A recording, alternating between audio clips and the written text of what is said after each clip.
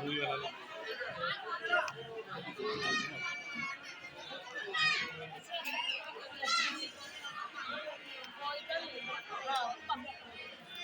जय माता दी, जय महादेव। हिंगलाज यात्रा पर जाने से पहले जो है ना, ये एक पड़ाव आता है जिसको महाकाली का पड़ाव कहते हैं। यहाँ पर पंडित जी बैठते हैं। पंडित जी, ये कौन सा पड़ाव कहलाता है? अच्छा, और यहाँ पर क्या होता है?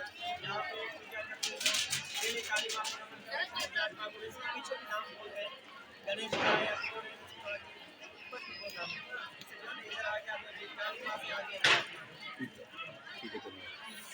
पाकिस्तान टूरिज्म के हवाले से अगर इसको ज़्यादा प्रमोट अगर किया जाए तो ये जगह खास करके हिंगलाज तीर्थ शक्तिपीठ, जो कि 52 शक्तिपीठों की पहली शक्तिपीठ है, वहाँ जाने के लिए आखिरी पड़ाव जिसे कहते हैं महाकाली का पड़ाव, वो यही जगह है।